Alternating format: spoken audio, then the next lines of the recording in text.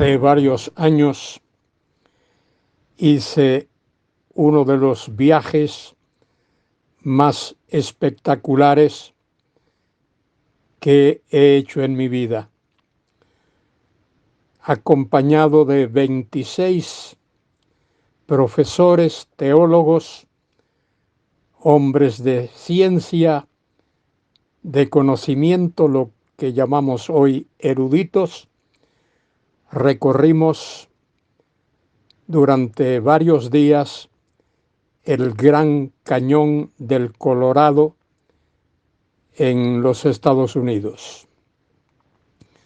Fue un viaje estupendo, un viaje espectacular, pero fue necesario guardar normas, reglas, principios muy estrictos, tanto para el aseo personal como para las comidas y para el desplazamiento a varios lugares.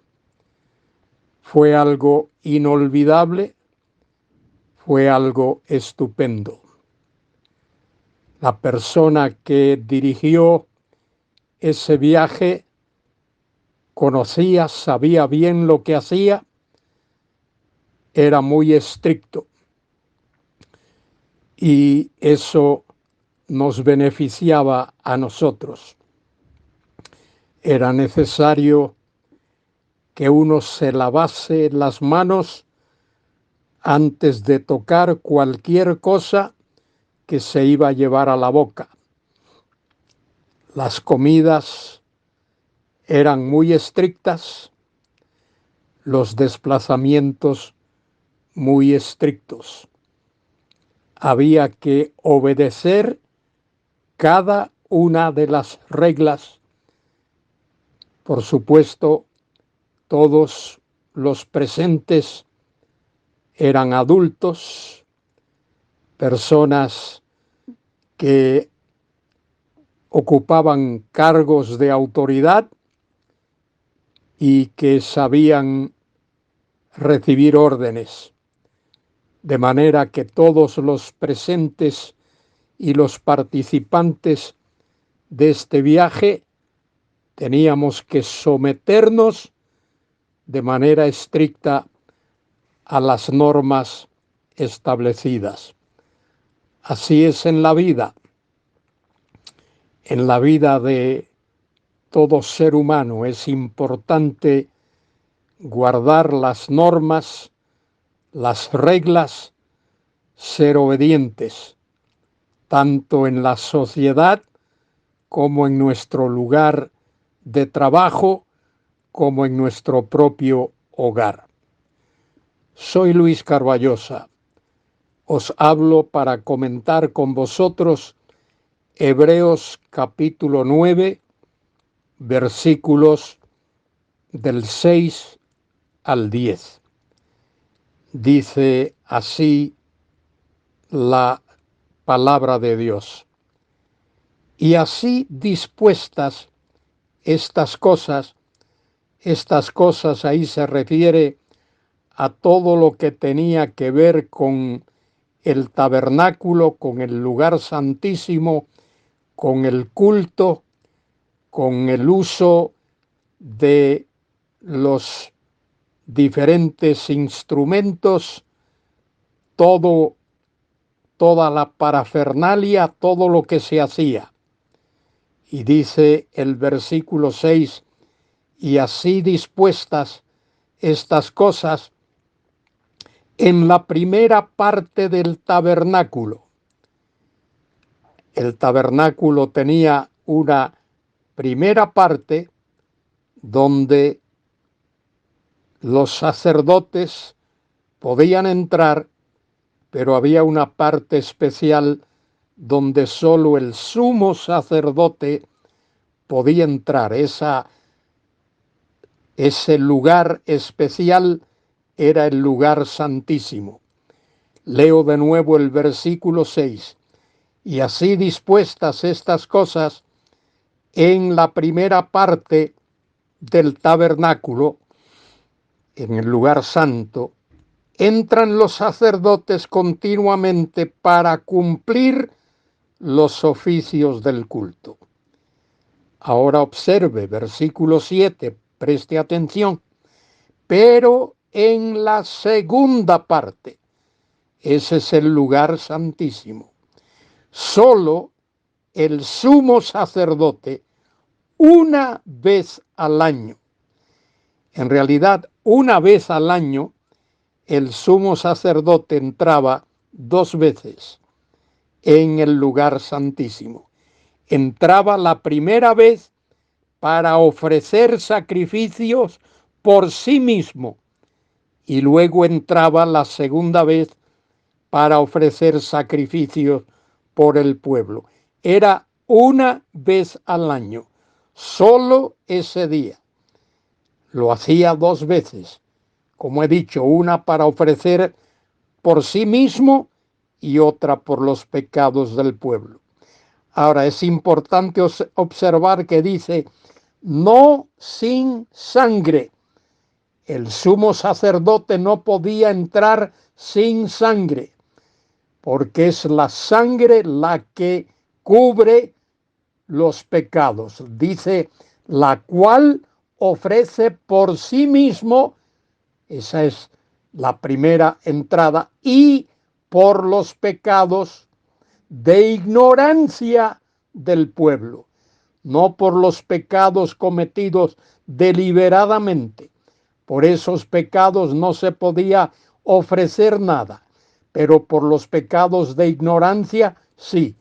Versículo 8, dando el Espíritu Santo a entender con esto que aún no se había manifestado el camino al lugar santísimo. Entre tanto que la primera parte del tabernáculo estuviese en pie. Era necesario que la primera parte del tabernáculo no estuviese en pie. Dice versículo 9, lo cual es símbolo para el tiempo presente, según el cual se presentan ofrendas y sacrificios que no pueden hacer perfecto en cuanto a la conciencia al que practica ese culto. Y el versículo 10, que culmina este comentario, dice, ya que consiste solo de comidas y bebidas de diversas abluciones y ordenanzas acerca de la carne, impuestas hasta, observe bien ese adverbio de tiempo, hasta el tiempo de reformar las cosas. El tiempo de reformar las cosas tiene que ver con la venida del Señor Jesucristo, cuando Él vino a ofrecerse por el pecado del mundo y particularmente y muy especialmente por el pecado de aquellos que Dios ha escogido para salvación. Querido escuchante, alza tus ojos al cielo y da gracias a Dios por ese gran sumo sacerdote que tenemos en la presencia de Dios. Ese gran sumo sacerdote es nuestro Señor Jesucristo, que ofreció por el Espíritu Santo no cosas distintas, no cosas ajenas, no cosas que no santifican, pero se ofreció a sí mismo por el pecado de los hijos de Dios, por los pecados de cada creyente, de cada persona que pone su fe en Jesucristo. Añade el versículo 10, ya que consiste solo de comidas y bebidas de diversas abluciones, eso tiene que ver con lo que se ofrecía en el antiguo pacto, en el pacto llamado mosaico, es decir, que tenía que ver con la ley de Moisés, y ordenanzas acerca de la carne impuestas hasta el tiempo de reformar todas las cosas.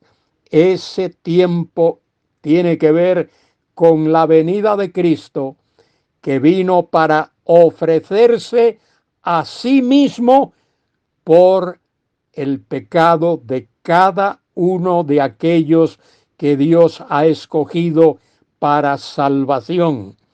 Querido escuchante, querido hermano, querida hermana, alza tus ojos al cielo y da gracias a Dios que el Señor Jesucristo presentó un perfecto sacrificio, el sacrificio de sí mismo por tus pecados. Como debo dar gracias a Dios porque Él se ofreció a sí mismo por mis pecados. Y todos aquellos que Dios ha escogido para vida eterna son limpiados por la sangre de ese sacrificio ofrecido por Cristo, que fue su propia vida, ofrecida por mandato del Padre Celestial y ofrecido en el Espíritu Santo.